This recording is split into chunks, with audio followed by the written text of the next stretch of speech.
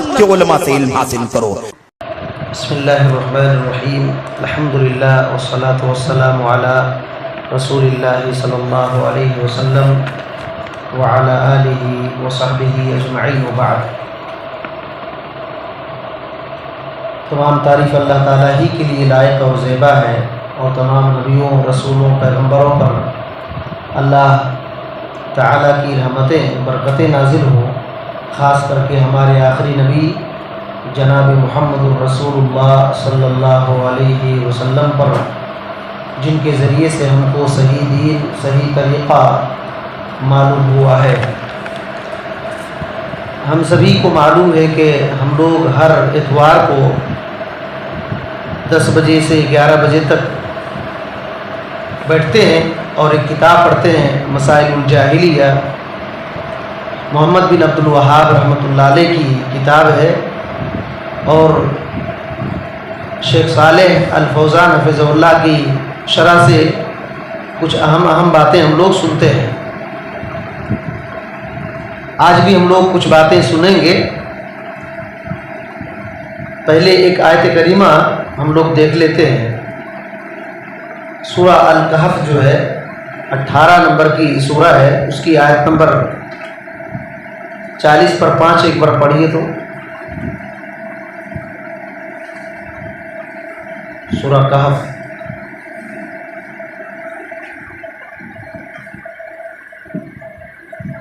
بسم اللہ الرحمن الرحیم۔ ఓ ప్రవక్త సల్లల్లాహు అలైహి వసల్లం, ప్రాపంచిక జీవితపు ఉదాహరణను కూడా వారికి తెలుపు. అది మేము ఆకాశం నుంచి కురిపించే వర్షపు నీరు వంటిది. దానివల్ల నేలలో దృఢమైన పచ్చిక మెలిచింది. ఆఖరికి అది పొట్టు పొట్టుగా మారిపోగా గాలులు దాన్ని లేపుకుపోతాయి. అల్లాహ్ అన్నింటిపై అధికారం కలిగి ఉన్నాడు. بات سمجھ میں آ رہی ہے؟ اس میں اللہ رب العالمین نے دنیاوی زندگی کی مثال پیش کیا ہے۔ وَضْرِبْ لَهُمْ مَثَلَ الْحَيَاةِ الدُّنْيَا كَمَاءٍ أَنزَلْنَاهُ۔ اللہ تعالیٰ نے کہا کہ اے نبی صلی اللہ علیہ وسلم، آپ دنیا کی زندگی کی مثال بیان کر دیجئے۔ یہ دنیا کی زندگی کی مثال کس طریقے سے ہے؟ اس پانی کی طرح ہے جس کو ہم نے آسمان سے نازل کیا ہے۔ آسمان سے نازل کیا، اور اس پانی کے ذریعے سے کیا ہوا؟ زمین کے سبزہ جو ہے نکلا، ملا جلا ہو کر کے نکلا، پھر آخر کار کیا ہو گیا؟ وہ جو اناج وغیرہ نکلے سب چورا چورا ہو جاتا ہے، سب چورا چورا ہو جاتا ہے، جسے ہوائیں اڑاتے پھرتی ہیں۔ اور اللہ تعالیٰ ہر چیز پر قادر ہے، اللہ تعالیٰ ہر چیز پر قادر ہے۔ زمین سے پودے نکلتے ہیں، اناج نکلتے ہیں، پھر کیا ہوتے ہیں؟ وہ سوکھ کر کے ایسے بھوسا کی طرح ہو جاتے ہیں کہ ہوائیں ادھر سے ادھر اڑا کر کے لے جاتی ہیں۔ یہی دنیا کی مثال ہے، یہی دنیا کی مثال ہے۔ تو اللہ رب العالمین نے دنیا کی مثال اس قدر دیا ہے کہ یہ دنیا ہمیشہ رہنے والی نہیں ہے۔ اس کی اگر تفسیر دیکھیں گے تو امام قرطبی رحمۃ اللہ علیہ نے اس کی تفسیر میں جو باتیں بیان کیا ہے وہ ہمارے لیے بہت ہی بہترین سمجھنے کے لیے آسانی ہوگی باتیں۔ انہوں نے کہا کہ قالت الحکماء انما شبہ تعالی الدنیا بالماء، کہتے ہیں کہ حکماء نے کہا، امام قرطبی رحمۃ اللہ علیہ اس آیت کریمہ کی تفسیر کرتے ہوئے کہتے ہیں کہ حکماء نے، حکیموں نے کہا کہ اللہ تعالیٰ نے دنیا کی مثال پانی سے دیا، دنیا کی مثال پانی سے دیا۔ کیوں؟ لأن الماء لا يستقر في موضع، کیونکہ پانی ایک جگہ ہمیشہ ٹھہرا ہوا نہیں رہتا۔ دیکھیے، پانی ٹھہر کر کے ایک جگہ نہیں رہتا۔ كذلك الدنيا لا تبقى على واحد، دنیا بھی اسی طریقے سے ایک حالت پر نہیں رہتی، دنیا بھی ایک حالت پر نہیں رہتی، باقی نہیں رہتی۔ بارش ہوئی یا تو پانی چلا جاتا ہے، یا تو کچھ دیر کے لیے رہتا ہے، سوکھ جاتا ہے، یا تو بدل جاتا ہے کہ نہیں بدل جاتا ہے۔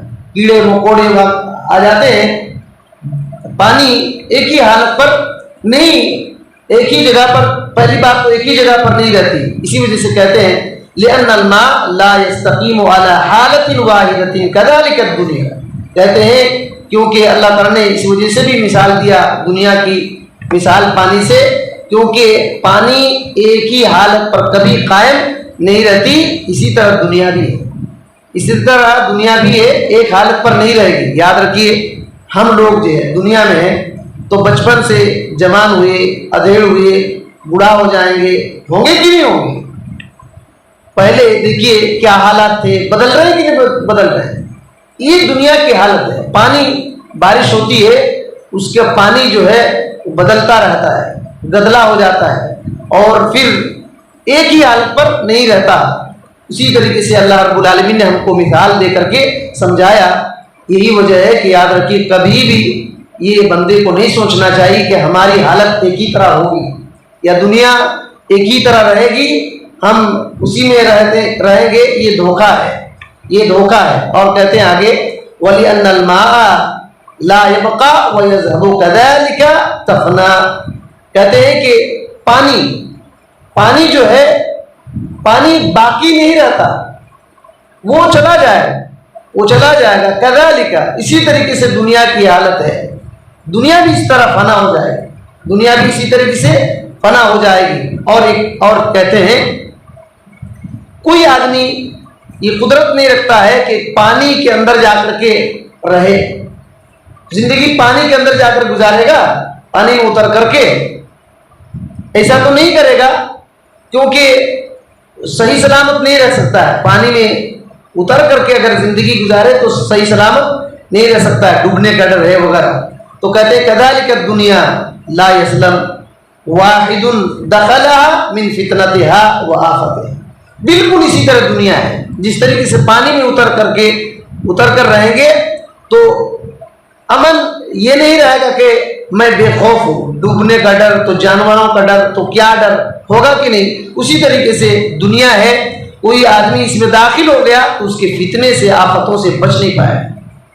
یاد رکھیے ہمارا دنیا میں وجود ہونا ہی، جب تک مر نہ جائیں تب تک ہم کو مصیبتیں آفتیں آتی رہیں، ہم کو مصیبتیں آفتیں آتی رہیں، مر جائیں گے اس وقت کھیل ختم، اس وقت کھیل ختم، یا تو ہمیشہ کے لیے سکون یا تو پھر عذاب وغیرہ ہوتا رہے گا۔ تو اگر مومن ہے تو انشاءاللہ ہمیشہ کا سکون ہوگا، لیکن دنیا میں جو بھی انسان ہے چاہے مومن ہو کافر ہو کوئی بھی ہو، اس کو دنیاوی آفتیں مصیبتیں فتنے گھیرتے رہیں گے، جیسے کہ پانی میں کوئی اتر کر کے اطمینان سے نہیں رہ سکتا، اسی طریقے سے یہ دنیا میں آ کر کے کوئی آدمی آفتوں سے فتنوں سے محفوظ نہیں ہو سکتا۔ اور کہتے ہیں کہ اللہ تعالیٰ نے دنیا کی مثال پانی سے اس وجہ سے بھی دیا لأن الماء اذا كان بقدر كان نافعا منبتا، کہتے ہیں کہ دنیا یہ پانی جو ہے اگر اس کے حساب سے ہو، پانی اپنے حساب سے لیا جائے تو فائدہ ہوگا، اور اس سے پیڑ بھی اگیں گے۔ کھیت میں پانی ڈال رہے ہیں، اتنا زیادہ ڈال دے رہے ہیں کہ کھیت پورا بھر جا رہا ہے، اور بندہ کھیت والا سمجھتا ہے میں پانی ہی ڈال رہا ہوں نا، تو کیا اس فائدہ ہو جائے گا؟ نقصان ہو جائے گا۔ ایک آدمی پانی پی رہا ہے، کیا ہوگی اس کی حالت؟ وہ برباد ہو جائے گا۔ وہ سمجھ رہا ہے کہ یہ اللہ کی نعمت ہے، پانی پیو، سب کچھ چھوڑ دو پانی ہی پیو۔ وہی کہہ رہے ہیں کہ اذا کان بقدر، اگر ایک اندازے سے لیا جائے، اس کے حساب سے لیا جائے تو نفع ہوگا، منبتن، اور پودوں کو پیڑ کو اناج کو اگائے گا۔ وَإِذَا جَاوَزَ الْمِقْدَارَ، اگر اس کے مقدار سے جتنا لیا جانا چاہیے اس سے آگے اگر حد سے بڑھا دیا جائے، بڑھ گیا، کان ضارًا مہلکا، تو یہ نقصان دینے والا اور ہلاک کر دینے والا ہوگا۔ کہتے ہیں کذالک الدنیا، اسی طرح دنیا بھی ہے، اسی طریقے سے دنیا بھی ہے، اسی طریقے سے دنیا ہے۔ الکفاف منہا ینفع، دنیا اتنا لیا جائے کہ ہمارے لیے کافی ہو تو فائدہ دے گا، وفضولھا یضر، اور کافی جتنا ہو گیا اس سے زیادہ، فضول من زیادہ، اس سے زیادہ کی خواہش کریں گے، زیادہ کی تڑپ رکھیں گے تو پھر نقصان دے دے گا، نقصان دے دے گا۔ تو اللہ رب العالمین جو مثال پیش کرتا ہے ان مثالوں میں بڑا بہترین ہمارے لیے نصیحت ہوتا ہے۔ اب دیکھیے اس آیت کو ہم لوگ بار بار پڑھتے ہیں لیکن تفسیر ہمارے اسلاف کی نہیں پڑھتے، تو یہ سب بات سمجھ میں نہیں آتی، یہ سب باتیں سمجھ میں نہیں آتی کہ دنیا کی مثال اللہ تعالیٰ نے پانی سے کیوں دیا۔ تو اس طریقے سے امام قرطبی رحمۃ اللہ علیہ نے اس بات کو ذکر کیا ہے۔ مسلم کی حدیث ہے، حدیث نمبر 1054 میں حضرت عبداللہ بن عمرو بن العاص رضی اللہ تعالیٰ عنہ سے یہ روایت ہے، اللہ کے نبی صلی اللہ علیہ وسلم نے فرمایا قد افلح من اسلم ورزق کفافا وقنعه اللہ۔ آپ صلی اللہ علیہ وسلم نے کہا کہ وہ انسان کامیاب ہو گیا، وہ انسان کامیاب ہو گیا جو مسلمان ہو گیا، جس نے اسلام قبول کر لیا، وہ کامیاب ہو گیا اور اسے گزر بسر کرنے کی اتنا روزی دے دی گئی، روزی مل گئی، اور اللہ تعالیٰ نے اسے جو کچھ دیا ہے اسی پر قناعت کی توفیق دے دیا، قناعت کی توفیق دے دیا، تو پھر وہ آدمی کامیاب ہو گیا۔ ایک پہلی بات اسلام اگر اللہ رب العالمین نے توفیق دیا، مسلمان بن گیا تو بندہ کامیاب ہے، اور اتنا روزی دے دیا گیا جتنا وہ گزر بسر کر رہا ہے۔ دوسری حدیث میں ایک بات ہے کہ جس کو ایک دن کا یا ایک وقت کا کھانا ہے اور رہنے کے لیے گھر ہے تو وہ بندہ ایسے ہے جیسے کہ پوری دنیا سمیٹ کر اللہ نے دے دیا ہے، پوری دنیا سمیٹ کر اللہ نے دے دیا ہے۔ تو جس کو اسلام دے دیا گیا اور گزر بسر کرنے کی اتنا روزی دے دیا گیا، اور جتنا اللہ تعالیٰ نے دیا ہے اسی پر وہ صبر کر رہا ہے، قناعت کر رہا ہے، تو پھر وہ بندہ کامیاب ہے، وہ بندہ کامیاب ہے۔ تو یہ اللہ اور اس کے رسول صلی اللہ علیہ وسلم کی دونوں باتیں تھیں، اور ایک حدیث ہم لوگ پڑھ کر کے پھر کتاب کی طرف آئیں گے۔ حدیث ہے صحیح بخاری کے اندر، حدیث نمبر 2080/3 کے اندر حضرت ابو ہریرہ رضی اللہ تعالی عنہ سے یہ روایت ہے، نبی کریم صلی اللہ علیہ وسلم نے فرمایا لا یأتین علی الناس زمان لا یبالی المرء بما اخذ المال امن حلال ام من حرام۔ نبی صلی اللہ علیہ وسلم نے کہا ایک زمانہ ایسا آئے گا، ایک زمانہ ایسا آئے گا کہ انسان، آدمی اس کی پرواہ نہیں کرے گا کہ مال اس نے کہاں سے لیا، حلال سے لیا یا حرام سے لیا، بندہ اس کی پرواہ بالکل نہیں کرے گا۔ ایک زمانہ ایسا وقت آئے گا کہ بندہ اس بات کی پرواہ نہیں کرے گا کہ وہ مال کہاں سے لے رہا ہے، حلال ذریعہ سے یا حرام ذریعہ سے۔ ایک بات یاد رکھیے کہ اللہ تعالیٰ نے بہت ساری چیزوں کو حرام کیا ہے، اس کو حرام سمجھنا، حرام کا عقیدہ رکھنا، پہلی بات یہ حرام کا عقیدہ رکھنا اور اس سے بچتے رہنا، اس سے بچتے رہنا۔ تو کچھ چیزوں کو اللہ تعالیٰ نے حرام کر دیا ہے، حرام بالکل وہ چیز حرام ہے، اور کچھ چیزیں ایسی ہے کہ اللہ تعالیٰ نے حلال کیا ہے، تو ان چیزوں کو حلال کیا ہے تو حلال طریقہ بھی اپنا کر ان چیزوں کو لینا۔ اگر کوئی چیز حلال ہے اور طریقہ حرام اپنا رہے تو وہ چیز بھی غلط ہے، گرچہ وہ حلال ہے، گرچہ وہ حلال ہے۔ بکری حلال ہے، چوری کر کے کھا رہے ہیں، چوری کرنا کیا ہے، غلط ہے کہ نہیں؟ تو بکری گرچہ حلال ہے لیکن طریقہ غلط ہے، یہ بھی حرام ہو جاتا ہے، یہ بھی اس کا کھانا اس کے لیے حرام ہو جاتا ہے۔ وہ چیز تو ذاتی طور پر حرام نہیں ہوگی لیکن طریقہ جو یہ کیا یہ گناہ کیا ہے۔ اور اسی طریقے سے حرام چیز کو حاصل کرنے کے جتنے بھی طریقے سب حرام ہیں، حرام کے طریقے جو چیز حرام ہے اس طریقے کو حاصل کرنے کے لیے جو طریقہ اپنایا جائے گا سب ناجائز ہوگا، اور ایک حلال چیز ہے اس کو حلال طریقے سے اچھے طریقے سے ہی لیا جائے گا، اگر طریقہ غلط تو پھر گناہگار ہوں گے۔ آج کل دیکھیے حلال چیز ہے، روزی حلال ہے کمائے گا لیکن طریقہ غلط اپنائے گا، طریقہ غلط اپنائے گا، اور بندہ سمجھتا ہے کہ بھائی وہ چیز تو حلال ہے نا، لیکن طریقہ غلط اپنا ہے۔ اور بہت سارے لوگ تو ڈائریکٹ حرام چیز ہی کو استعمال کرتے ہیں، جسے شراب وغیرہ ہے، شراب وغیرہ، تو یہ چیز حرام ہے۔ اللہ کے نبی صلی اللہ علیہ وسلم کی یہ پیشین گوئی ہے کہ ایک وقت آئے گا کہ لوگ حرام اور حلال کی کوئی پرواہ نہیں کریں گے، حلال کما رہا ہے یا حرام کما رہا ہے، ذریعہ کیا ہے، اس کی کچھ بھی پرواہ نہیں کریں گے۔ اللہ رب العالمین سے ہم سب کو دعا کرنی چاہیے کہ اللہ رب العالمین ہمیں حلال روزی کمانے کی توفیق دے، حرام چیزوں سے بچنے کی توفیق دے، اور صحیح طریقہ صحیح ذریعہ بھی اپنانے کی توفیق دے۔ ورنہ دنیا کی مثال جو ہے نا، حسن بصری رحمۃ اللہ علیہ نے یہ بات کہی ہے کہ مت دنیا کلھا من اولها الى آخرها الا كرجل نام نومة فرأى في منامه ما يحب ثم انتبه۔ کہتے ہیں کہ دنیا، دیکھیے کتنا زبردست مثال دے رہے ہیں حسن بصری رحمۃ اللہ علیہ، کہتے ہیں کہ دنیا اول سے آخر تک دنیا اس طرح ہے، ایک آدمی سویا ہے اور خواب میں دیکھ رہا ہے، جس چیز کو پسند کرتا ہے وہ چیز خواب میں دیکھ رہا ہے اور اچانک جاگ جاتا ہے، تو کیا وہ مل جائے گی وہ چیز؟ یہی دنیا ہے، دیکھیے یہی دنیا ہے۔ ایک خواب آدمی دیکھ رہا ہے کہ میں باغ میں گھوم رہا ہوں، بہت سارے لوگ ہیلی کاپٹر چلانے کا شوق رکھتے ہیں، ہیلی کاپٹر چلا رہے ہیں، اس کو شوق دیکھ رہا ہے، لیکن جاگ گیا تو کیا وہ اسی باغ میں ہوتا ہے؟ نہیں ہوتا۔ یہی دنیا ہے، دنیا کی اسی طرح مثال ہے۔ تو دنیا کتنوں رنگین بن کر کے آئے، اگر آدمی دھوکہ کھا جائے اس کی آخرت برباد ہو جائے گی، اس کی آخرت برباد ہو جائے گی۔ اللہ تعالیٰ سے دعا ہے کہ اللہ تعالیٰ ہمیں دنیا میں رہ کر کے آخرت کی تیاری کرنے کی توفیق دے، دنیا کے دھوکے سے اللہ تعالیٰ ہم کو بچا کر رکھے۔ اب ہم لوگ ایک دو باتیں مسائل الجاہلیہ کتاب سے سنتے ہیں۔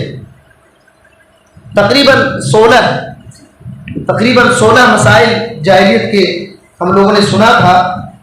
اس سے پہلے یہ بات آئی تھی کہ اللہ رب العالمین نے جو کتابیں نازل کیا اس کو بدل کر کے جادو کتابیں پڑھنا شروع کر دیے، جادو کی کتابیں پڑھنا شروع کر دیے۔ تو جو بھی آدمی ہدایت کو بدل دیتا ہے تو وہ باطل اور گمراہی میں پڑ جاتا ہے، ہدایت والی چیز کو چھوڑ دیتا ہے تو باطل والی چیز میں پڑ جاتا ہے۔ ان لوگوں نے اللہ کی وحی کو چھوڑ دیا تو شیطان کے عمل کو لے لیا، شیطان والے عمل کو لے لیا، اللہ کی وحی کو شیطانی عمل سے بدل دیا۔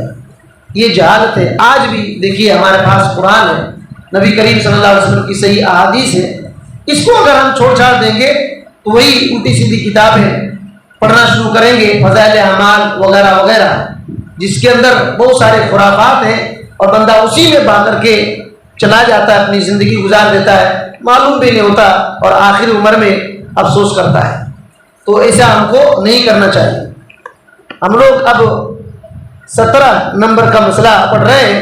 کہتے ہیں کہ نسبتہم الباطل الی الانبیاء، جاہلیت کی چیزوں میں سے ایک چیز یہ بھی تھی کہ اپنے باطل عقیدے، باطل اعمال کی نسبت نبیوں کی طرف کرتے تھے، نبیوں کی طرف کرتے تھے۔ بولے تو کیا مطلب ہے؟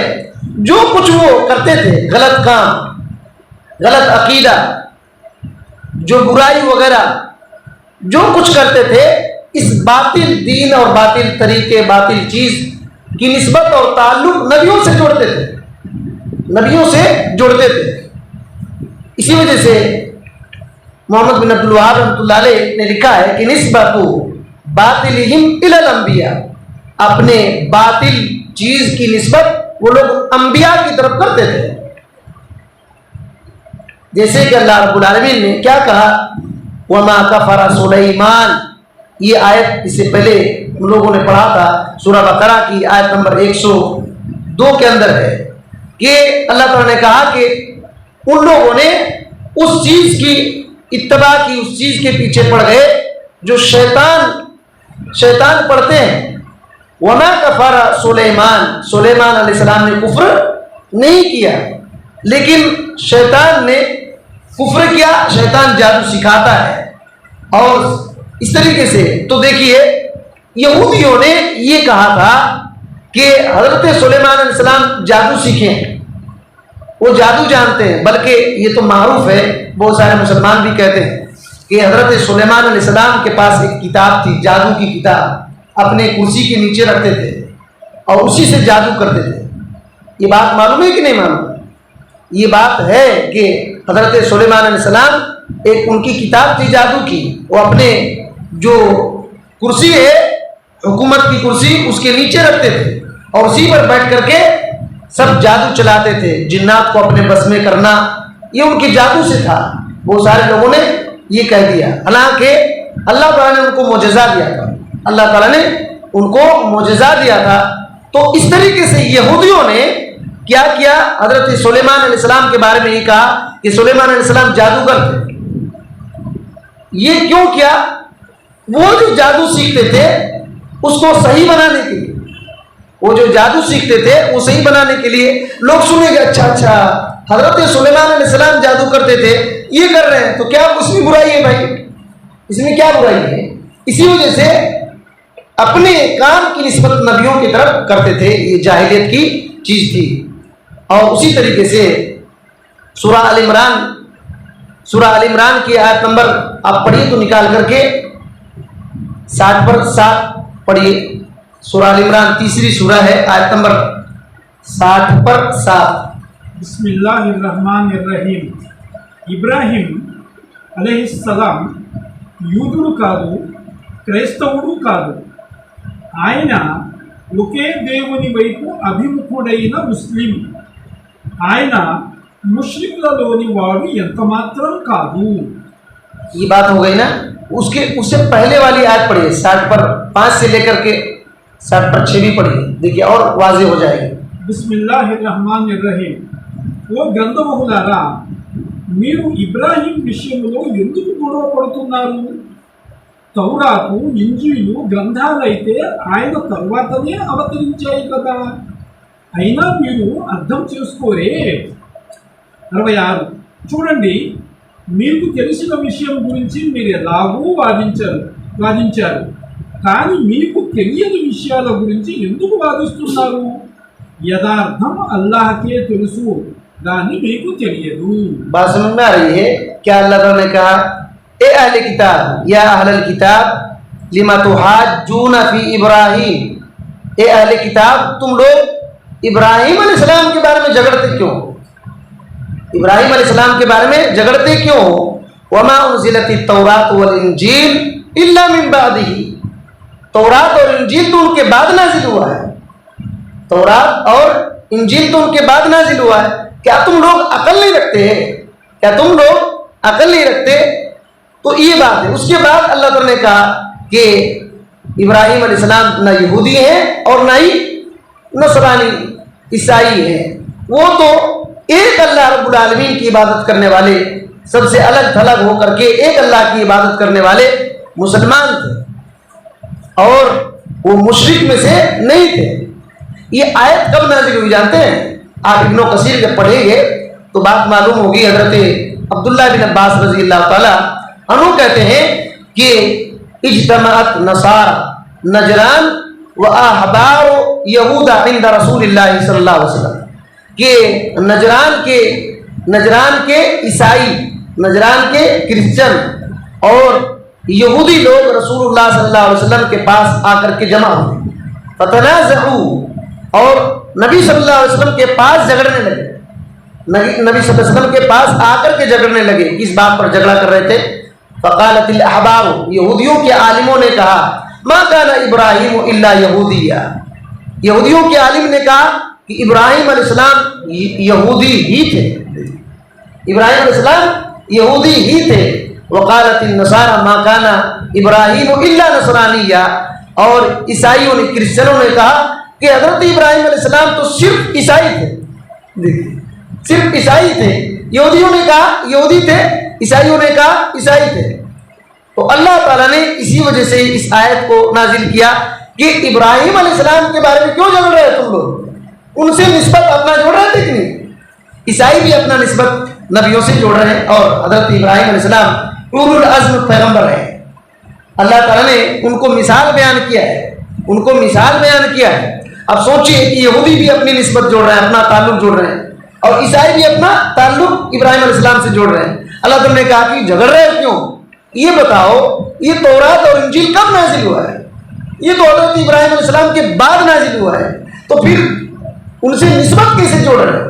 اگر تورات اور انجیل کے بعد آتے تو کوئی مسئلہ ہوتا ہے نا، تورات اور انجیل کے بعد آتے تو کوئی مسئلہ ہوتا، لیکن حضرت ابراہیم علیہ السلام اس سے تو کئی زمانہ پہلے کے ہیں، اور ان کی کتنے عرصہ بعد یہ تورات اور انجیل نازل ہوا ہے جس کو تم پڑھتے ہو، یہ کرتے ہو، اور اس کی نسبت پھر حضرت ابراہیم علیہ السلام سے جوڑ رہے ہو اپنی تعلق۔ تم ایسا نہ کرو، تمہارے پاس عقل نہیں کیا؟ یہ بات ہے۔ ابراہیم علیہ السلام یہودی بھی نہیں تھے اور عیسائی بھی نہیں تھے، وہ بالکل الگ تھلگ ہو کر کے اللہ کی عبادت کرنے والے تھے، مشرک بھی نہیں تھے، کیونکہ مشرک مکہ بھی یہی کہتے تھے کہ ہم لوگ حضرت ابراہیم علیہ السلام کے دین پر ہیں، حضرت ابراہیم علیہ السلام کے دین پر ہیں۔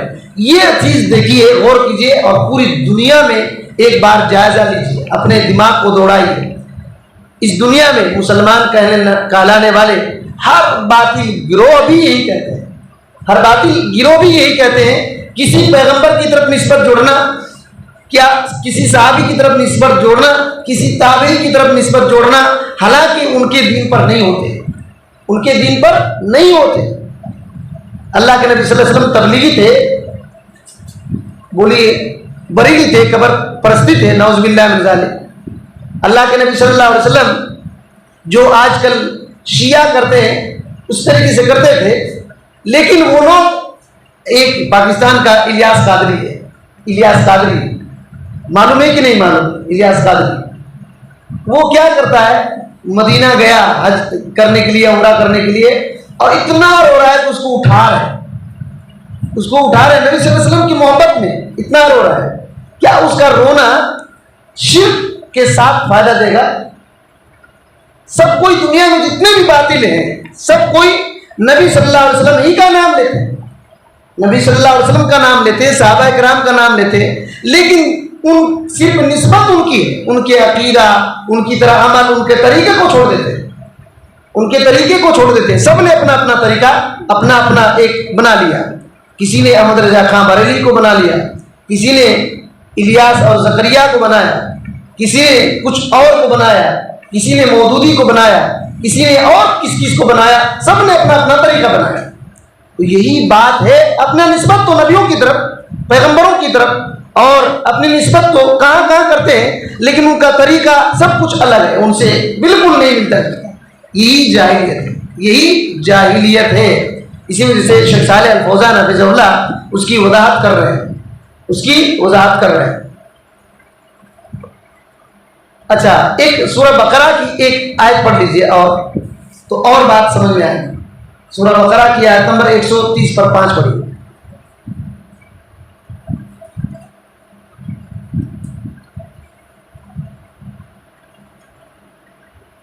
بسم اللہ الرحمن الرحیم. మీరు యూదులుగాను క్రైస్తవులుగాను మారిపోతే సన్మార్గం పొందగలరని వారు అంటున్నారు. ఓ ముహమ్మద్ సల్లల్లాహు అలైహి వసల్లం, మీరు వారి స్పష్టంగా చెప్పండి, కాదు, ఇబ్రాహీం ధర్మాన్ని అలైహిస్సలాం అనుసరించే వారే సన్మార్గంపై ఉన్నారు. ఇబ్రాహీం అలైహిస్సలాం స్వచ్ఛమైన ఏకదైవారాధకుడు, అతను బహుదైవాపాసకుడు ముమ్మాటికి కాదు. بات سمجھ میں آ رہی ہے؟ کیا کہا کہ وہ لوگ کہہ رہے تھے کہ یہودی بن جاؤ، عیسائی بن جاؤ، ہدایت پا جاؤ، یہودی بن جاؤ یا تو عیسائی بن جاؤ، ہدایت پا جاؤ۔ اللہ تعالیٰ نے کہا نہیں، حضرت ابراہیم علیہ السلام کے طریقے کو، حضرت ابراہیم علیہ السلام کے طریقے کو اپنا لو۔ وہ کیا تھے؟ وہ مشرک بھی نہیں تھے، ایک سوئی ہو کر کے اللہ کی عبادت کرنے والے تھے، لیکن اکثر لوگوں کو سمجھ نہیں آتا، اکثر لوگ جانتے نہیں۔ اب سوچئے کہ اللہ تعالیٰ نے کیا کہا کہ حضرت ابراہیم علیہ السلام کی ملت پر آؤ۔ یہ تو یہودی بھی کہتے تھے اور عیسائی بھی کہتے تھے کہ ہم انہی کو فالو کرتے ہیں، لیکن اللہ نے انکار کیا ہے۔ اللہ نے انکار کیا ہے کہ یہ لوگ جو کہہ رہے ہیں کہ یہودیت ہی ابراہیم کی ملت ہے، عیسائیت ہی ابراہیم کی ملت ہے، یہ غلط بول رہے ہیں، یہ غلط بول رہے ہیں. اور وہ لوگ کہتے تھے یہودی بن جاؤ، عیسائی بن جاؤ. آج دنیا میں ہر ایک وہی کہتے ہیں، شیعہ بن جاؤ تو ہدایت پا جاؤ، اور قادری بن جاؤ، چشتی بن جاؤ، شہروردی ہو جاؤ، نقشبندی ہو جاؤ. اپنے اپنے سب کوئی بنا دیا اور قرآن حدیث سے پھیر دیا. ہم لوگ کہتے ہیں کہ قرآن حدیث کی طرف آؤ، صحابہ کرام کی فہم کی طرف آؤ، یہی صحیح دین ہے. اور اس کا نام خود صحابہ کرام تابعین نے اہل الحدیث، اہل السنہ والجماعہ، اہل الاثر، الطائفۃ المنصورہ یہ کہا. اور وہ کسی ایک آدمی کی طرف نہیں بلانا ہے. ایک آدمی، آپ دیکھیے غور کیجیے، ایک آدمی کی طرف نہیں بلانا ہے، قرآن اور حدیث کی طرف اور فہم سلف کی طرف. وہی صحیح اسلام ہے، وہی صحیح اسلام ہے. تو یہ بات ہے. شیخ صالح الفوزان حفظہ اللہ کہتے ہیں انہم ینسبون ما ہم علیہ من الکفر والضلال الی الانبیاء. جاہلیت کے لوگ جو ہے جس عقیدے پر، جس کفریہ اور گمراہی پر تھے، اس کفریہ اور گمراہی کو نبیوں کی طرف نسبت کرتے تھے. کما نسبت الیہود السحر الی سلیمان، جیسے کہ یہودیوں نے جادو کی نسبت سلیمان علیہ السلام سے کر دیا اور کہا السحر من عمل سلیمان، کہ جادو یہ سلیمان علیہ السلام کا عمل ہے. وَهُوَ الَّذِي كَانَ يُسَيْطِرُ بِهِ عَلَى الْجِنِّ وَالشَّيَاطِينِ، اور جادو کے ذریعے سے وہ جن اور شیطان کو کنٹرول کرتے تھے. یہودیوں نے یہ کہا کہ حضرت سلیمان علیہ السلام کے پاس جادو تھا اور جادو کے ذریعے سے جن اور شیاطین کو کنٹرول کرتے تھے. وَمَا عَلِمُوا أَنَّ الشَّيَاطِينَ مِنْ خَلْقِ اللَّهِ، اور ان لوگوں نے نہیں جانا کہ جن اور شیطان بھی اللہ کی مخلوق ہے. جن اور شیطان بھی اللہ کی مخلوق ہے. ان مخلوق کو اللہ تعالیٰ جیسا چاہے مسخر کر دے گا، جیسے چاہے مسخر کر دے گا. جیسے کہ اللہ رب العالمین نے حضرت سلیمان علیہ السلام کے لیے مسخر کر دیا، ان کے انڈر میں کر دیا. تو یہ جادو کے ذریعے سے نہیں تھا. فَهَؤُلَاءِ الْيَهُودُ نَسَبُوا السِّحْرَ إِلَى سُلَيْمَانَ، کیوں یہودیوں نے جادو کی نسبت سلیمان علیہ السلام کی طرف کیوں کیا؟ کہتے ہیں من اجل ان یروجوه عند الناس، تاکہ جادو کو لوگوں کے درمیان رواج کر دے، رواج بنا دے. جادو کو سیکھنے سکھانے کا ماحول بنا دیا جائے، ماحول بنا دیا جائے. آج دیکھیے اگر کسی بریلی مولوی سے پوچھیں گے بھائی فاتحہ کیوں پڑھتے ہو، تو دلیل دیں گے. اور جس کے پاس علم نہیں ہے وہ دھوکے میں پڑ بھی جائے گا. کیسے؟ وہ جو نبی کریم صلی اللہ علیہ وسلم ایک آدمی کے گھر گئے تھے، بھوک لگی ہوئی تھی اور ایک آدمی نے بلایا کہ ہمارے گھر میں آئیے کھائیے. صحابہ کرام کو بھی پیچھے پیچھے لے کے گئے کہ نہیں لے کے گئے؟ اور آپ صلی اللہ علیہ وسلم نے اس گھر کی عورت کو کہا کہ تم بانٹتے جاؤ، ڈھکن نہیں کھولنا. وہ واقعہ وہاں فٹ کرتے کہ اللہ کے نبی صلی اللہ علیہ وسلم نے کچھ پڑھ کر کے پھونک دیا اور کہا کہ اس کو ڈھانپ دو اور بانٹتے جاؤ اس میں برکت آ جائے. وہ دلیل وہاں فٹ کرتے ہیں کہ اسی وجہ سے یہ کیا کہتے ہیں فاتحہ کرتے ہیں. بھائی ہم سورہ فاتحہ پڑھتے ہیں اور کیا پڑھیں گے، سورہ فاتحہ پڑھتے ہیں. نبی صلی اللہ علیہ وسلم نے بھی اس وقت وہی پڑھا. دیکھیے جس کو علم نہیں ہے وہ کہے گا ٹھیک تو یہ تو معجزہ نبی صلی اللہ علیہ وسلم کا ہے، یہ نبی صلی اللہ علیہ وسلم کا معجزہ ہے. یہ باطل بدعت ہے، اس کو نبی صلی اللہ علیہ وسلم سے جوڑ دیے. کیوں جوڑ دیے؟ تاکہ ماحول میں کھانے پینے کا رواج، وہ جو یہ ہے، یہ جو رواج کرتے ہیں یہ عام ہو جائے اور لوگ جو مولوی صاحب ہیں ان کو بھی کچھ نہ کچھ مل جائے پیٹ پالنے کے لیے. اسی طریقے سے یہ رواج کرتے ہیں اور نسبت اس کی نبیوں کی طرف کرتے ہیں. کہتے ہیں یقولون ھذا من عمل الانبیاء، وہ لوگ رواج کر کے یہ کہتے ہیں کہ یہ نبیوں کا عمل ہے، یہ نبیوں کا عمل ہے. کذالک الیہود والنصارى، اسی طریقے سے یہود اور نصارہ نے اپنے کفر ابراہیم علیہ السلام کی طرف پھیر دیا، جو امام الحنفاء تھے اور ابو الانبیاء تھے، اور کفر کی نسبت ان کی طرف لوگوں نے کر دیا اور کہا ھذا دین ابراہیم، یہی ابراہیم علیہ السلام کا دین، یہی ابراہیم علیہ السلام کا دین ہے. جبکہ اللہ تعالیٰ نے رد کیا وما كان ابراہیم یہودیا ولا نصرانیا ولكن كان حنیفا مسلما وكان من المشرکین وما كان من المشرکین.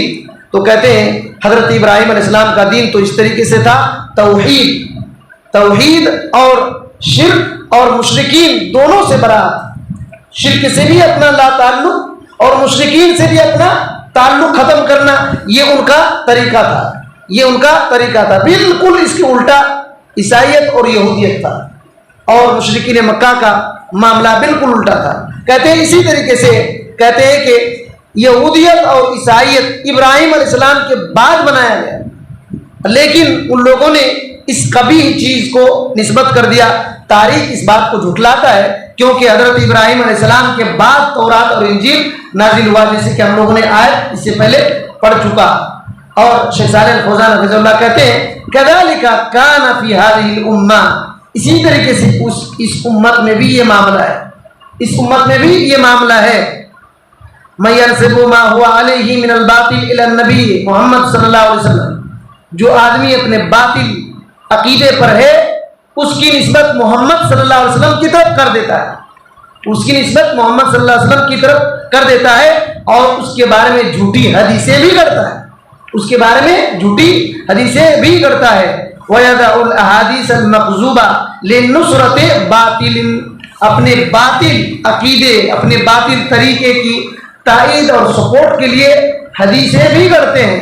آپ کو میں ابھی ایک حدیث سناؤں گا کہ کس طریقے سے لوگوں نے حدیث گڑھا اور نبی صلی اللہ علیہ وسلم کی طرف نسبت کیا، اور کہتے ہیں وَكَذَلِكَ مِنْ هَذِهِ الْأُمَّةِ يَنْتَسِبُونَ إِلَى الْأَئِمَّةِ وَهُمْ يُخَالِفُونَهُمْ فِي الْعَقِيدَةِ، کہتے ہیں اسی طریقے سے اس امت میں کچھ لوگ جو ہے کیا کیے، ائمہ اماموں کی طرف اپنی نسبت کی، اماموں کی طرف اپنی نسبت کی عقیدے میں، حالانکہ بالکل ان سے بالکل عقیدے میں ان کے خلاف ہے، بالکل ان کے عقیدے میں ان کے خلاف ہے۔ کہتے ہیں فَيَنْتَسِبُونَ إِلَىٰ أَبِي حَنِيفَةَ، لوگوں نے امام ابو حنیفہ رحمۃ اللہ علیہ کی طرف اپنی نسبت کر دیا اور حنفی کہلایا، وَإِلَىٰ مَالِكٍ، اور امام مالک کی طرف نسبت کیا اور مالکی کہلایا، وَإِلَىٰ الشَّافِعِي، اور امام شافعی رحمۃ اللہ علیہ کی طرف نسبت کر کے شافعی کہلائے، اور امام احمد بن حنبل رحمۃ اللہ علیہ کی طرف نسبت کر کے کیا کیے، حنبلی کہلائے۔ وَهُمْ عَلَىٰ عَقِيدَةِ الْمُعْتَزِلَةِ، لیکن وہ عقیدہ کس کا ہے، معتزلہ کا عقیدہ پر ہیں، والاشاعرہ، اور اشاعرہ کے عقیدہ پر ہیں، وَيُنْسِبُونَ هَذَا الْاعْتِقَادَ الْبَاطِلَ إِلَىٰ أَئِمَّةِ السَّلَفِ، اور اپنے اس معتزلہ اور اشاعرہ والے عقیدے کی نسبت کہاں کی، سلف کی امت کے امام، سلف کے امام کی طرف کر دی۔ یہ امام ابو حنیفہ رحمۃ اللہ علیہ، امام شافعی رحمۃ اللہ علیہ، امام مالک رحمۃ اللہ علیہ، امام احمد بن حنبل رحمۃ اللہ علیہ، یہ امت کے بڑے بڑے علماء تھے، امت کے امام تھے، باطل عقیدہ ان کی طرف نسبت کر دیا، اپنے آپ کو باطل چیز بنائے اور اس کی طرف نسبت کر دی، اس کی طرف نسبت کر دی۔ اسی وجہ سے آپ دیکھیں گے دیوبند کے ویب سائٹ میں، ابھی میں کچھ دیر پہلے پڑھ رہا تھا کہ دیوبند کے ویب سائٹ میں جو دارالفتہ ہے، اس کے اندر ایک آدمی نے سوال کیا ہے کہ ہم کو کچھ لوگ کہتے ہیں کہ تم امام ابو حنیفہ رحمۃ اللہ علیہ کے عقیدے پر نہیں ہو، پھر بھی کیوں حنفی کہلاتے ہو؟ تو کیا دیکھیے گھما کر جواب دیتے ہیں، کہتے ہیں کہ ابو منصور ماتوریدی، یاد رکھیے اتنی بات یاد رکھیے، جو ہندوستان میں تبلیغ جماعت اور حنفی ہے، یہ ماتوریدی ہیں اور اشعری ہیں، یہ ماتوریدی اور اشعری ہیں۔ آپ ان کے دیوبند کے ویب سائٹ میں جا کر کے آرام سے پڑھیے، ایک نہیں کئی جواب آپ کو ملیں گے۔ تو کہتے ہیں کہ ابو منصور ماتوریدی اور ابو الحسن اشعری رحمۃ اللہ علیہ خود حنفی ہی تھے۔ دیکھیے اسی وجہ سے ہم ان کی طرف نسبت کرتے ہیں۔ بھائی کان کو سیدھا پکڑیے نا، کیوں گھما کر پکڑتے ہیں؟ یہ بات کیوں نہیں کر رہے کہ ہم امام ابو حنیفہ رحمۃ اللہ علیہ کے عقیدے پر ہیں؟ جب وہ ان عقیدے پر ہے تو ڈائریکٹ کیوں نہیں کہتے کہ ہم حنفی ہیں عقیدے پر؟ کیوں کہتے ہیں کہ ہم عقیدے میں تقلید ابو منصور ماتوریدی کی کر رہے ہیں، ابو الحسن اشعری کی کر رہے ہیں؟ ڈائریکٹ کیوں نہیں کہتے ابو حنیفہ رحمۃ اللہ علیہ کی کر رہے ہیں؟ بات سمجھ میں آ رہی ہے؟ لیکن وہ نہیں کہتے، کیوں بولے تو ابھی آپ کو بات میں بتاؤں گا، وہ آگے چل کر کے آگے کے مسئلے میں آپ کو اور سمجھ میں آئے گا۔ تو یہ بات ہے کہ لوگ اپنا عقیدہ بنا کر کے اپنی نسبت کرتے ہیں۔ ابو الحسن اشعری رحمۃ اللہ علیہ پہلے معتزلہ تھے، پھر اشعری ہوئے، پھر توبہ کی، توبہ کر کے اہل سنت والجماعت کے عقیدے میں آ گئے تھے، لیکن آج ان کے جو باطل پہلے عقیدے تھے آج انہی کو لوگ مانتے ہیں اور پھر اپنی نسبت ان کی طرف کرتے ہیں، حالانکہ اس کا کوئی تعلق ہی نہیں، بلکہ انہوں نے جب توبہ کیا اشعریت سے اور اعتزال سے تو ایک کتاب بھی لکھا اور اس میں بالکل واضح کیا اہل سنت والجماعت کے عقیدے کو، لیکن آج ان کے پہلے کے باطل عقیدے کو مان کر کے لوگ اپنے آپ کو اشعری کہلانے لگے، حالانکہ ابو الحسن اشعری رحمۃ اللہ علیہ توبہ کر کے اہل سنت والجماعت میں آ گئے تھے۔ تو یہ بہت ایک اہم بات تھی جس کی طرف میں نے اشارہ کر دیا۔ تو شیخ صالح الفوزان حفظہ اللہ وہی کہتے ہیں کہ آج کل لوگ امام ابو حنیفہ رحمۃ اللہ علیہ کی طرف، امام شافعی کی طرف، امام مالک کی طرف، امام احمد بن حنبل رحمۃ اللہ علیہ کی طرف نسبت کرتے ہیں، لیکن ان کے عقیدے پر نہیں ہوتے۔ کوئی معتزلی ہے، کوئی اشاعری ہے، اس طریقے سے کہتے ہیں وما کان ہؤلاء الائمہ معتزلہ، یہ ائمہ معتزلہ نہیں تھے، بل کانوا یحاربون المعتزلہ وعلماء الکلام، بلکہ یہ ائمہ تو معتزلہ سے جنگ کرتے تھے، لڑتے تھے اور علماء کلام سے جنگ کرتے تھے، مناظرہ مباحثہ کرتے تھے، یہ بات ہے، لیکن اعتزال کی نسبت ان کی طرف کرتے تھے۔ یہ بہت بڑا ظلم ہے۔ میں نے کہا کہ ایک حدیث آپ کو میں سناؤں گا کہ لوگوں نے گڑھا باطل پہلے دین بناتے ہیں، اس کے بعد حدیثیں بھی لوگ بناتے ہیں اور اپنی نسبت کیسے کیسے کرتے ہیں۔ امام ابن الجوزی رحمۃ اللہ علیہ، ان کی کتاب الموضوعات بہت معروف ہے، اور امام ذہبی رحمۃ اللہ علیہ کی ایک کتاب ہے، اور کئی کتابوں کے اندر یہ بات ہے، تاریخ بغداد کے اندر بھی یہ بات ہے۔ حضرت ابو ہریرہ رضی اللہ تعالی عنہ سے روایت کر کے نسبت کر دیے، کیا کیے دیکھیے سنیے کہ اللہ کے نبی صلی اللہ علیہ وسلم نے فرمایا یکون فی امتی رجل اسمہ النعمان وکنیۃ ابو حنیفہ وہو سراج امتی ہوا سراج امتی۔ یہ حدیث گڑھ دیا کہ آپ صلی اللہ علیہ وسلم نے کہا کہ میری امت میں ایک آدمی پیدا ہوگا جس کا نام نعمان ہوگا اور اس کی کنیت ابو حنیفہ۔ تو امام ابو حنیفہ رحمۃ اللہ علیہ کا نام نعمان ہے، ان کی کنیت ابو حنیفہ ہے۔ تو حدیث کیا کرا کہ اللہ کے نبی صلی اللہ علیہ وسلم نے کہا کہ میری امت میں ایک آدمی ہوگا جس کا نام کیا ہے، نعمان ہوگا، اور جس کی کنیت ابو حنیفہ، وہ کیا ہوں گے وہ سراج امتی، وہ میری امت کے چراغ ہوں گے۔ اور آپ صلی اللہ علیہ وسلم نے یہ 3 بار کہا ہوا سراج امتی، ہوا سراج امتی، ہوا سراج امتی۔ یہ حدیث جو ہے خطیب بغدادی رحمۃ اللہ علیہ نے تاریخ بغداد کے اندر، ابن الجوزی رحمۃ اللہ علیہ نے اپنی موضوعات کے اندر، علامہ معلمی رحمۃ اللہ علیہ، اور خود حنفی عالم امام صنعانی رحمۃ اللہ علیہ، اور خود حنفی عالم ملا علی قاری حنفی رحمۃ اللہ علیہ نے کہا یہ موضوع حدیث ہے۔ موضوع بولے تو بنایا ہے، لوگوں نے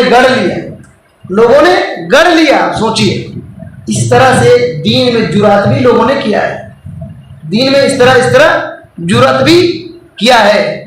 اور اسی طریقے سے اور ایک دیکھیے، اپنی نسبت تو وہاں تک پہنچا دیے، حالانکہ اللہ کے نبی صلی اللہ علیہ وسلم نے ایسا کہا ہی نہیں، بنا دیے، اور دوسرے سے کتنا دشمنی کیے۔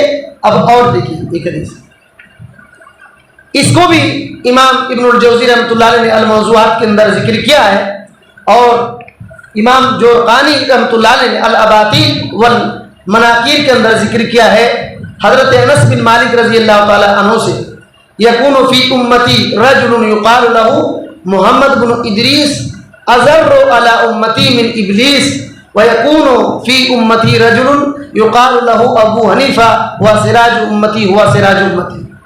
حضرت انس بن مالک رضی اللہ تعالیٰ عنہ کہتے ہیں کہ نبی صلی اللہ علیہ وسلم نے کہا کہ میری امت میں ایک ایسا آدمی ہوگا جس کو محمد بن ادریس نام ہوگا، جس کا نام محمد بن ادریس ہوگا۔ یہ محمد بن ادریس کون جانتے ہیں؟ امام شافعی رحمۃ اللہ علیہ کا نام، محمد بن ادریس امام شافعی رحمۃ اللہ علیہ کا نام ہے۔ تو آپ صلی اللہ علیہ وسلم نے کیا کہا کہ میری امت میں ایک آدمی ہوگا جس کا نام محمد بن ادریس ہوگا، وہ کیسے ہوں گے؟ ازر علی امتی من ابلیس، اس امت پر ابلیس سے زیادہ نقصان پہنچانے والا ہوگا. اب سوچیے ابلیس سے زیادہ نقصان پہنچانے والا ہوگا کون؟ محمد بن ادریس الشافعی رحمۃ اللہ علیہ. اب سوچیے اور پھر آگے کیا لکھا کہ وَيَكُونُ فِي أُمَّتِي رَجُلٌ، اور میری امت میں ایک ایسا آدمی ہوگا جس کا نام ابو حنیفہ ہوگا، وہ اس امت کا چراغ ہوگا. اور پھر بھی کیا کہتے ہیں لوگ، کیا کہہ رہے ہیں کہ چاروں امام برحق، کہتے ہیں کہ نہیں، لیکن کسی ایک کو مان، اور کسی ایک کو مان کر دوسرے سے اتنا دشمنی کر لو کہ دوسرے امام صاحب کو بھی ابلیس سے بڑھ کر نقصان والا کہہ دو. حدیثیں کر لیا کہ نہیں کر لیا؟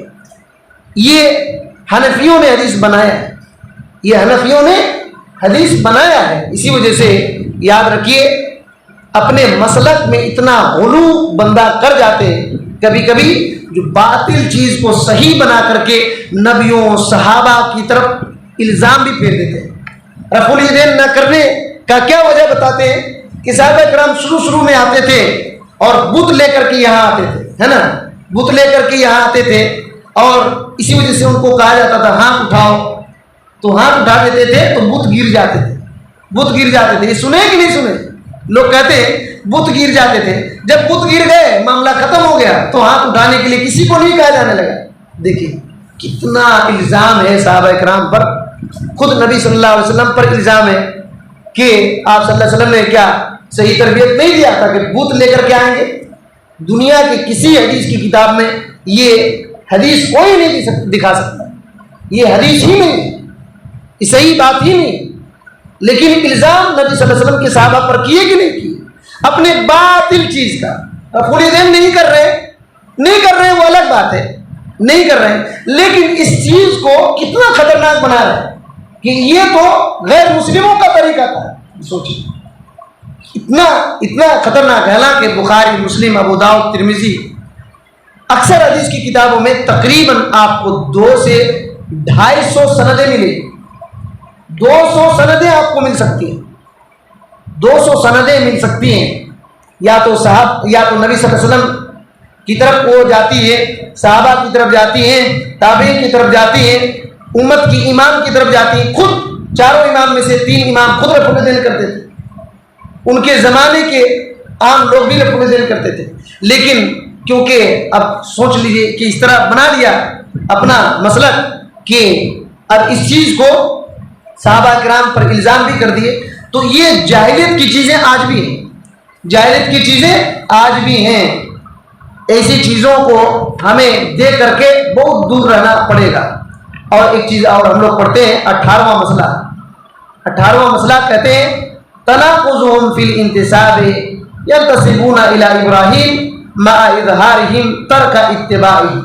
کہتے ہیں کہ ایک جاہلیت کی بات یہ بھی تھی کہ نسبت میں تناقض اور ٹکراؤ، نسبت میں تناقض اور ٹکراؤ. ابھی جو مسئلہ ہم لوگ پڑھے بالکل اسی طریقے سے ملتا جلتا ہے. کہتے ہیں کہ جاہلیت والے لوگ اپنی نسبت ابراہیم علیہ السلام کی طرف کرتے تھے، لیکن ان کی اتباع کو ظاہر نہیں کرتے تھے، ان کی اتباع کو ظاہر نہیں کرتے تھے. نسبت کے ساتھ ساتھ ان کی اتباع نہیں کرتے تھے. نسبت تو کر رہے ہیں لیکن اتباع نہیں کر رہے ہیں، یہ بات ہے. تو شیخ صالح الفوزان حفظہ اللہ اس بات کی وضاحت کر رہے ہیں. اچھا، سورہ مائدہ کی ایک آیت پڑھی 18 نمبر کی آیت. یہودیوں پہلے کہتے تھے کہ ہم یہودی بن جاؤ، عیسائی بن جاؤ، وہ لوگ کتنی خطرناک نسبت لگاتے تھے. دیکھیے بسم اللہ الرحمن الرحیم. మేము అల్లాహ్కు తూలం, ఆయనకు ప్రియమైన వారం అని యూదులు, క్రైస్తవులు, నస్రానీలు అంటారు. ఓ ప్రవక్త సల్లల్లాహు అలైహి వసల్లం వారికి ఇలా అడుగు, మరి అయితే మీ పాపాలకు గాను ఆయన మిమ్మల్ని ఎందుకు శిక్షిస్తున్నాడు? కాదు, మీరు కూడా ఆయన సృష్టించిన మానవ వర్గానికి చెందిన వారే. ఆయన తాను కోరిన వారిని క్షమిస్తాడు, తాను కోరిన వారిని శిక్షిస్తాడు. భూమ్యాకాశాలలోనూ వాటి మధ్యను ఉన్న వాటన్నిటిపై అధికారం అల్లాహదే. ఆయన వైపుకు మరలిపోవలసి ఉంది. دیکھیے بات سمجھ میں آ رہی ہے؟ ان کی نسبت دیکھیے، وہ کیا کہتے تھے؟ ہم اللہ کے بیٹے ہیں، اللہ کے بیٹے ہیں. آپ سوچئے کہ کتنا خطرناک نسبت کر رہے ہیں. ہم اللہ کے بیٹے ہیں, ہم جنت میں جائیں گے, ہم کو اللہ تعالیٰ جہنم میں نہیں ڈالے گا. ان کا یہ مسئلہ تھا. اور قرآن مجید میں یہ بات کئی جگہ پر ہے کہ ان لوگوں کا یہ عقیدہ بن چکا تھا کہ اللہ تعالیٰ ہم کو جہنم میں نہیں ڈالے گا, اگر ڈال بھی دیا تو ایک دن یا آدھا دن رہ کر کے پھر نکل گیا. تو اب یہ سمجھیے کہ ان کی نسبت دیکھیے کہ کتنا اللہ سے جوڑ رہے ہیں, اللہ کے بیٹے ہیں. تو کیا اللہ کے بیٹے تھے؟ وہ لوگ اللہ کے بیٹے تھے. ابراہیم کی طرف ابراہیم علیہ السلام کی نسبت جوڑ رہے ہیں کہ ہم ابراہیم علیہ السلام خود یہودی تھے یا عیسائی تھے, حالانکہ ایسا تھا نہیں. تو یہی بات ہے, کہتے ہیں کہ یہی ٹکراؤ ہوتا ہے نسبت کا اور اپنے عقیدے اور اپنی اتباع کا, یہ ٹکراؤ ہوتا ہے. جاہلیت میں لوگ نسبتیں کرتے تھے لیکن اپنی باطل اور جھوٹے عقیدے اور باطل دین پر رہتے تھے. اور صحیح انتصاب, صحیح نسبت کیا ہے؟ کہہ رہے ہیں کہ جس کی طرف نسبت کر رہے ہیں ان کے عقیدے اور ان کے اعمال میں بھی برابری کیجیے, موافقت کیجیے, وہ صحیح نسبت ہے. جیسے ابراہیم علیہ السلام مشرک نہیں تھے, توحید پرست تھے, اخلاص والے تھے. کوئی آدمی اگر توحید پر جمع ہوا ہے اور کہہ رہا ہے کہ ہم حضرت ابراہیم علیہ السلام کے دین پر ہیں, ان کی نسبت صحیح ہے, ان کی نسبت صحیح ہے. یہودی ابراہیم علیہ السلام کی طرف نسبت کرتے تھے لیکن خانہ کعبہ کی طرف, قبلہ خانہ کعبہ کو نہیں مانتے تھے, منہ ادھر کر کے نماز نہیں پڑھتے تھے اور حج سے انکار کرتے تھے, حج سے انکار کرتے تھے. اللہ تعالیٰ نے قرآن مجید میں اس بات کا ذکر کیا ہے. آپ دیکھیے قرآن مجید میں سورہ آل عمران پڑھیے, آیت نمبر 9/6 اور 9/7 پڑھیے. بسم اللہ الرحمن الرحیم. నిశ్చయముగా మానవుల కొరకు ప్రప్రథమముగా ఖరారు చేయబడిన దైవ గృహం బక్కాలో అంటే మక్కాలో ఉన్నదే. అది శుభప్రదమైనది, సమస్త లోకవాసులకు మార్గదర్శకత్వం కూడాను. 97. అందులో స్పష్టమైన సూచనలు ఉన్నాయి.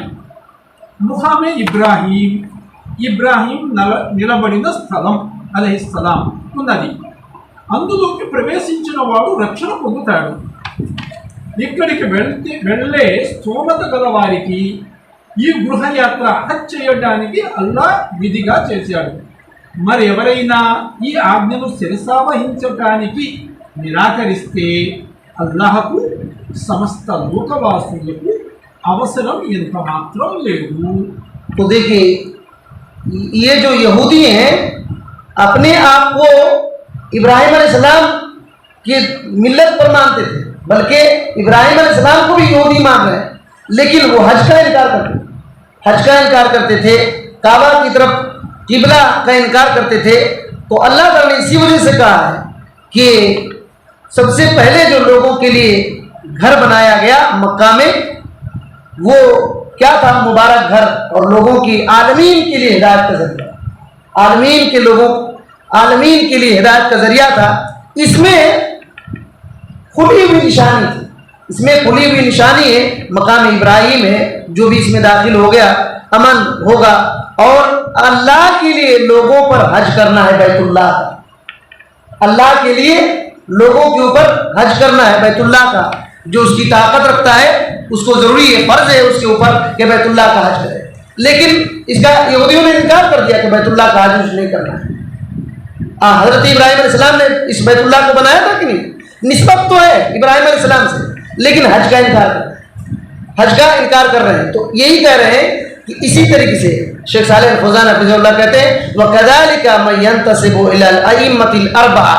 इसी तरीके से जो लोग चारों इमाम की तरफ अपनी निस्बत करते हैं, यजिबु अन युवाफ़िक़हुम फिल एतक़ाद, उनको वाजिब है कि उनके अक़ीदे की मुवाफ़क़त करें, उनके अक़ीदे में भी मुवाफ़क़त करे. वला युख़ालिफ़हुम इला एतक़ाद गैरिहिम मिनल जहमिय्यति वल मुअतज़िलति वल अशाइरा.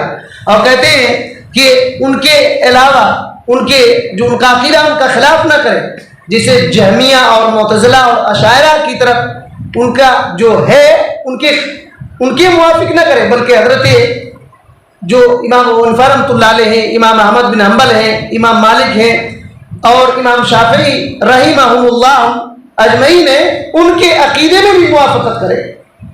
तो उनका नाम ले रहे हैं, निस्बत कर रहे हैं, लेकिन जहमिया मुअतज़िला और अशाइरा की मुवाफकत कर रहे हैं. ये कैसे है? دیکھیے ایک میں آپ کو مثال بتا رہا ہوں، دیوبند سے کتاب نکلی، ٹھیک ہے، دیوبند سے ایک کتاب چھپی، اس کتاب کا نام ہے المہند علی المفند، المہند علی المفند، خلیل احمد سہارنپوری دیوبندی آدمی نے لکھا، اور اس کتاب کے شروع ہی میں یہ بات ہے کہ اس کتاب میں دیوبند کے عقیدہ ہے، علماء دیوبند کا اس کتاب میں عقیدہ ہے، کیا ہے؟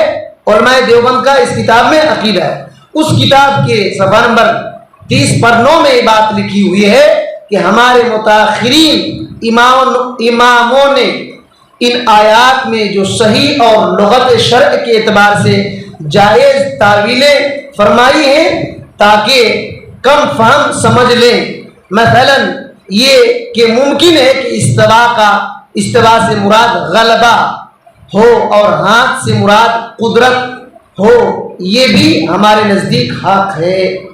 بات سمجھ میں آ رہی ہے؟ خلیل احمد سہارنپوری نے المہند علی المفند کے اندر جو یہ بات لکھی ہے، اس کا یہ مطلب ہے کہ ہمارے اماموں نے، ان کے اماموں نے، ہمارے اماموں نے جو قرآن مجید کی آیات ہے نا، قرآن مجید کی آیات کی صحیح تعویل کیا جو جائز ہے، تاکہ کم سمجھ رکھنے والے انسان کو سمجھ میں آ جائے۔ کیا؟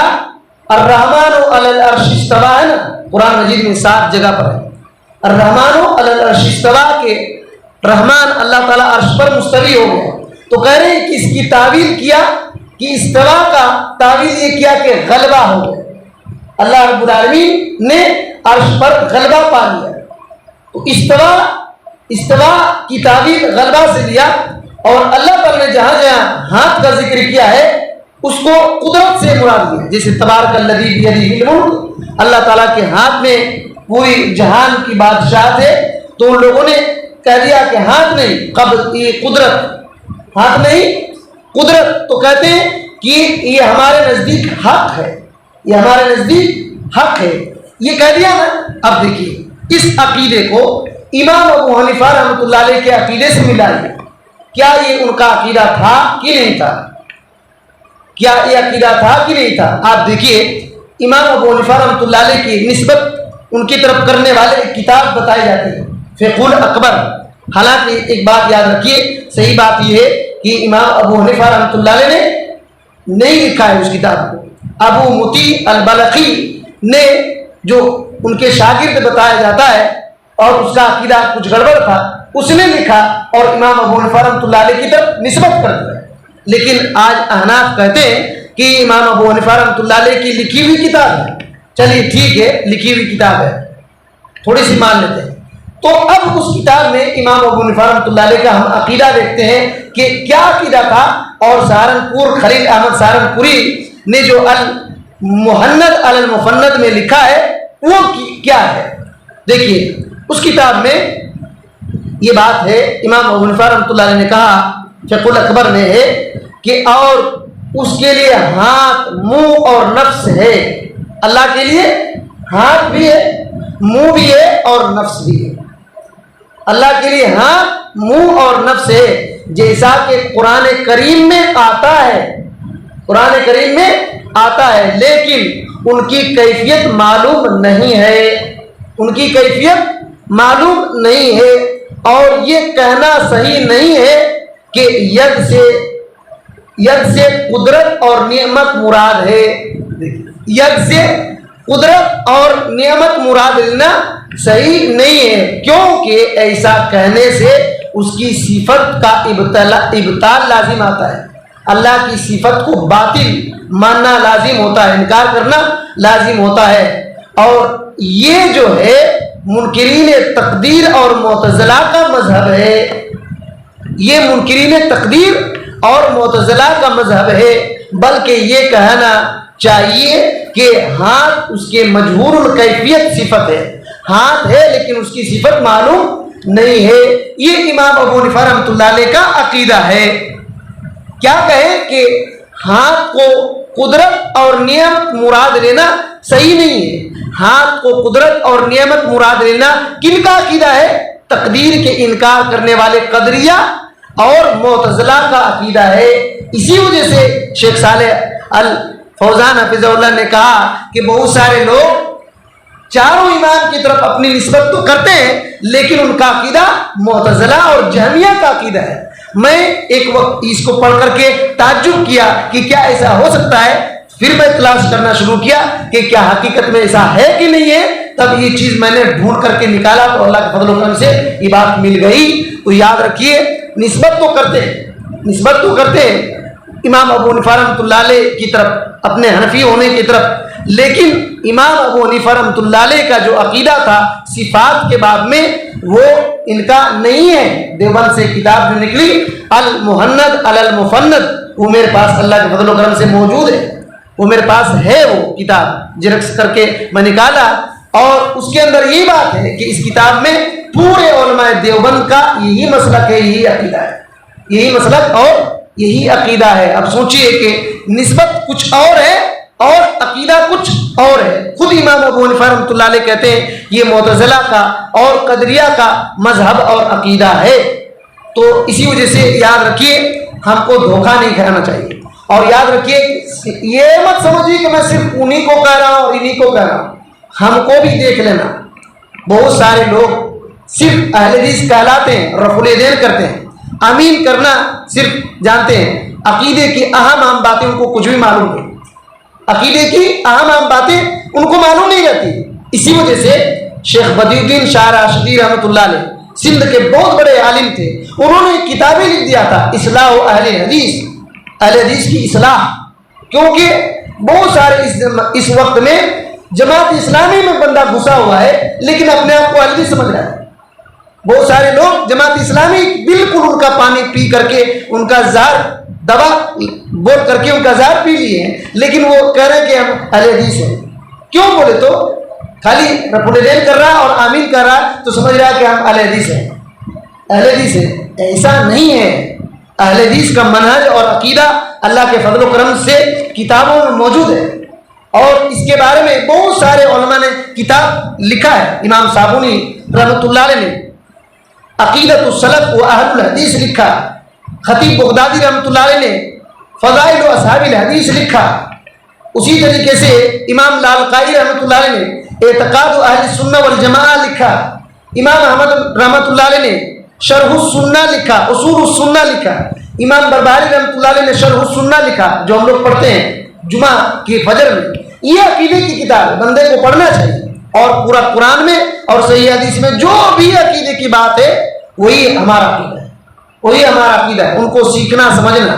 جماعت اسلامی میں گھس کر کے اپنے اہل حدیث کہنا یا تو کسی بھی جماعت اسلامی کو زبردستی اہل حدیث کہنا یہ دھوکہ ہے. اخوانیوں کو اہل حدیث کہنا یہ دھوکہ ہے. اخوانی کبھی بھی اہل حدیث نہیں ہو سکتا اور اہل حدیث کبھی بھی اخوانی نہیں ہو سکتا. اسی وجہ سے شیخ وسیع اللہ عباس حفظہ اللہ ابھی زندہ ہیں اور جن کو مفتی حرم بھی کہتے ہیں. حرم میں کئی وقت تک ان کا مسجد نبوی میں دروس چلے, حرم میں دروس چلے. ان سے پوچھا گیا کہ کیا جماعت اسلامی سے مل کر کے ہم کام کر سکتے ہیں, تو انہوں نے صاف طور پر انکار کر دیا کہ جماعت اسلامی سے مل کر کام نہیں کر سکتے. ان لوگوں نے اہل حدیث کو جان بوجھ کر کے دھوکہ دیا. یہ وائرل ہے ویڈیو میں اور یہ کیا کہتے ہیں یوٹیوب وغیرہ میں بات موجود ہے. یہ تو اس طریقے سے لوگ زبردستی کسی کو اہل حدیث کہہ دیتے ہیں حالانکہ وہ جماعت اسلامی اور اخوان المسلمین ہوتے ہیں. تو یاد رکھیے صرف دوسرے کو ہم بتاتے نہیں بلکہ ہماری بھی اصلاح ہوتی رہنی چاہیے. جو غلط عقیدہ ہے وہ غلط ہی ہے, چاہے وہ کوئی بھی کرے, چاہے وہ کوئی بھی کرے. اسی وجہ سے ہم لوگوں کو جو ہمارا عقیدہ ہے صحابہ اکرام تابعین اتباع التابعین کا عقیدہ جو ہے ان کو پڑھنا چاہیے. بیٹھ کر کے سیکھنے کی ضرورت ہے. تبھی جا کر کے ہم صحیح معنی میں اپنی نسبت ان کی طرف کر سکتے ہیں. محدثین کی طرف ہماری نسبت ہے, صحابہ اکرام کی طرف ہماری نسبت ہے, تابعین کی طرف نسبت ہے, رسول اللہ صلی اللہ علیہ وسلم کی طرف ہماری نسبت ہے. تبھی جا کر کے یہ نسبت بالکل مکمل صحیح ہوگی. تب اس کا اجر اور ثواب اور اس کی چاشنی اور مٹھاس کچھ اور ہوگی اور وہ علم سے آ سکتا ہے, جہالت کے اندھیرے میں رہ کر کے نہیں ہو سکتا. اسی وجہ سے اللہ تعالیٰ سے دعا بھی کرنی چاہیے. انشاءاللہ ہماری بات اور آئے گی. यहीं से हम लोग रोक देते हैं, फिर बात हम लोग सुनेंगे बाद में। अल्लाह रब्बुल आलमीन से दुआ करते हैं कि अल्लाह ताला हमें इन सब बातों को सही सही समझने की तौफीक दे और हर किस्म के बातिल अफकार, नज़रियात, अकीदे, रस्म और रिवाज से अल्लाह ताला हमको बचा ले और सही तरीक़ा, सही अकीदा, सही मनहज, सही तरीक़ा सीखने, उसको मानने, कबूल करने, उस पर चलने की हमें तौफीक दे। आमीन। अस्सलामु अलैकुम व रहमतुल्लाहि व बरकातुहू।